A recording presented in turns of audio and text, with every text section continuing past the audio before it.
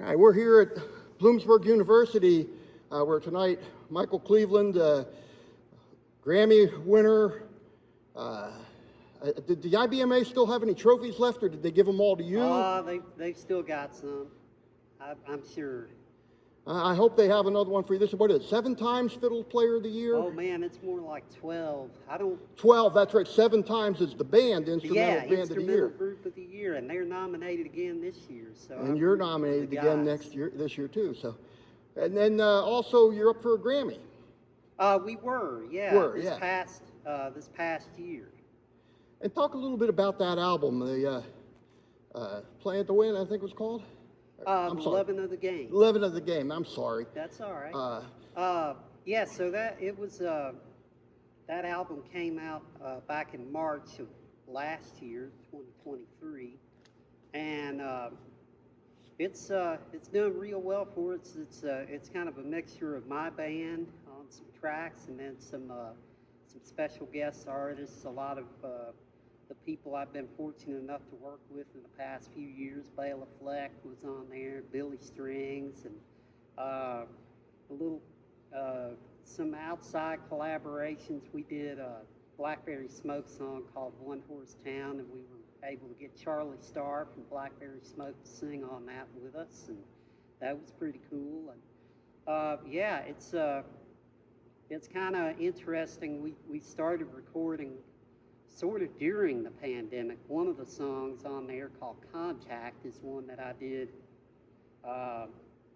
pretty much when everything shut down. I thought, man, are we ever going to be able to record again? And, it didn't look like people were going to be together in the studio for a long time.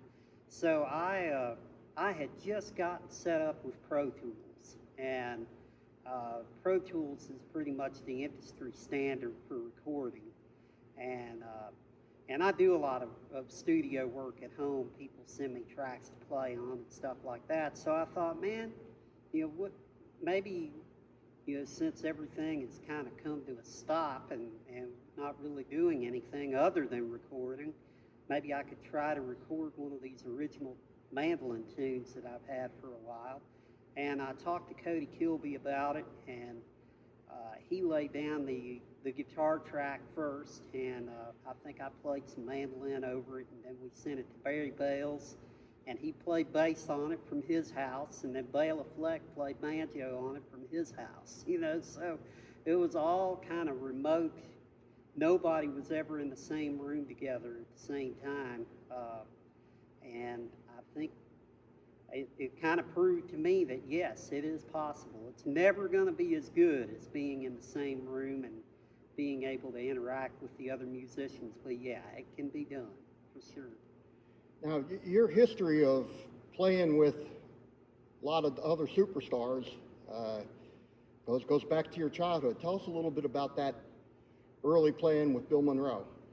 Well, I guess the times that I got to play with Bill Monroe were at Bean Blossom, Indiana, and I was about 8 or 9 years old. I think I was 9 years old, and my grandparents supposedly took me to Bean Blossom when I was real little, like maybe 2 years old, and I don't remember that obviously. But then the time that I remember, the first time I remember going to Bean Blossom was about 90, I think it was 1990, and I was 9 years old, and on Friday evening, I think it's kind of during the supper break or whatever, they would have this,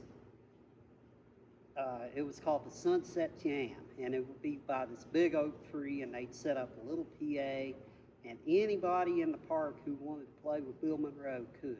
And so it was like you had all these people playing, guitars, banjos, fiddles, dobros, bass, anybody who wanted to jam and get in on this thing, they could. And so I remember standing next to Tater Tate playing fiddle with Bill Monroe, and all of a sudden he said, "This man over here, what's your name, young man?" And I told him my name. My name's Michael Cleveland. And he said, "Do you play Katie Hill?" And I said, "Well, no, I hadn't learned Katie Hill yet. I think we played Orange Blossom Special. So, but I've got a video of that somewhere.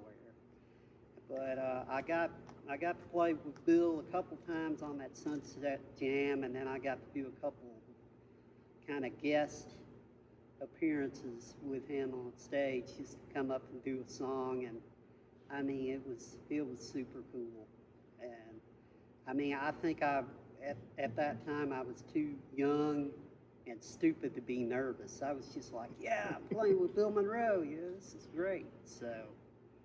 Well, and then fast forward a little bit, you went from playing with the father of bluegrass to playing with the queen of bluegrass. What was that like playing with Rhonda?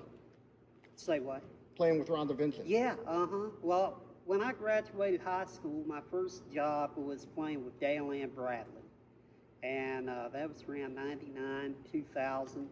And I was with her for about 6 months, and Rhonda called, and she was looking for a fiddle player, and a good friend of mine, Steve Sutton, was playing banjo in that band at the time.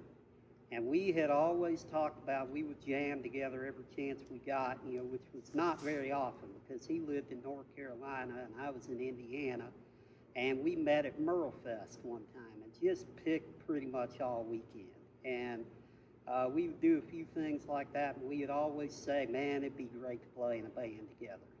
And so Rhonda called, and Steve was playing in that band, and so I started working with Rhonda. It was me and Steve and Audie Blaylock and Randy Barnes playing the bass, and it was just when Rhonda had come back to bluegrass. She had done a few country albums and had a pretty good career in country music, and then was coming back to bluegrass and just released an album called Back Home Again. And so we were kind of promoting that album, and it was right before the Martha White endorsement, and it was just, to me, it was so cool to be in such a great band. But not only that, but to see Rhonda, you know, she really knows how to entertain an audience, pace a show, and, you know, things that you really don't think about until you're in the middle of it, you know, like writing out a set list isn't just putting a bunch of songs on a sheet of paper, you know, they got to flow, they got to be, you know, you can't play a bunch of fast ones in a row, you don't want to play a bunch of slow songs in a row or you put everybody to sleep, you know. And so to see somebody who was just a master of reading an audience also, you know, like to be up on stage and maybe you have a set list written out and you know, all of a sudden you know, she would switch it up because she could tell, all right, you know, we need to play a fast one here. We need to do that. I mean, she would just have this knack of what the audience wanted, you know, or what they would respond to, and that just comes from years and years of doing it. But yeah, it was a pretty fun time. We're running short on time, so I'm going to skip forward real quick here to the present day and the near future. I understand the next album is already in the cans. They're just finishing production. A couple of videos are out already, and it's another one, a collaboration with another superstar. Yeah. You and my buddy Jason. Tell us a little bit about that project. Absolutely. Jason Carter. You know, Jason Carter and I have been friends for many years, and we have always talked about doing an album together. It's kind of been one of those things that he says that he's got texts where we've been texting back and forth about it since around 2010 or 2011, and I know we've been talking about it longer than that. So, but yeah, this is not only a twin fiddle album, but I think, you know, all the songs on the album definitely have a twin fiddle presence about them. You know, it's kind of not what you would think as far as it's not just a bunch of instrumentals. Like we've got, you know, say about half the album's instrumental, but then there are these vocal tunes that, you know, I think the world is finally starting to realize what a great singer Jason is. And so we, the singles that are out now, the first one, Give It Away, that was written by Tim O'Brien and another great fiddler, Matt Combs, wrote that song. And Outrun the Rain, which you can definitely hear the twin fiddles on it, but really what's been cool to me is to hear Jason sing all this stuff. And of course, we both have input on the arrangements of the songs and all that, but just to hear what a great singer he is. He can pretty much sing anything. So it's been a lot of fun to do this new material, and we played it. We've been able to play the Grand Ole Opry a couple times, and yeah, it's really been cool. I think we're going to release an instrumental single here within the next month or so, and then the album will come out the first part of the year.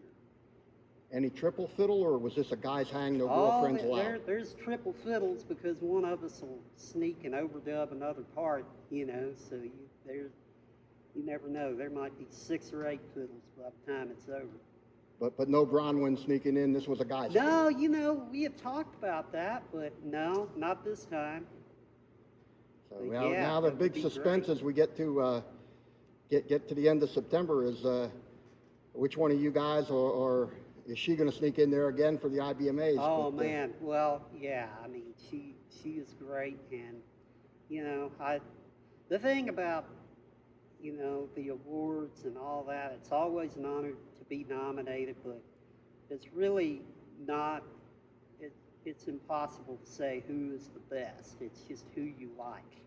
And not only who you like, but who's been out, who's been visible, you know, playing a lot out in front of the audience and voting members of the Bluegrass community. But anytime, man, anytime I'm nominated for something like that, it's an honor. I'm just happy to be nominated, happy to be on the list. But also, you know, there are so many fiddle players that are equally as deserving, and I think the others who are nominated would agree with me when I say this, you know, that don't get nominated.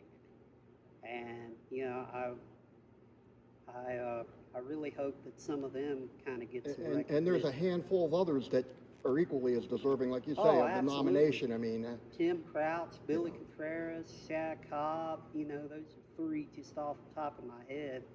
I mean, Maddie Denton is great, you know, Laura Orshaw. I mean, there's so many.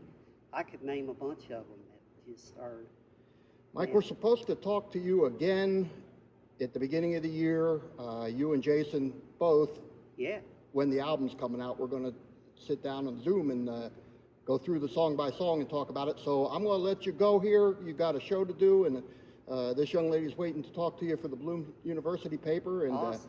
so I thank you very much, and we look forward to seeing you tonight on stage. Well, thanks a lot, Chris. Thank you, Appreciate Mike. it.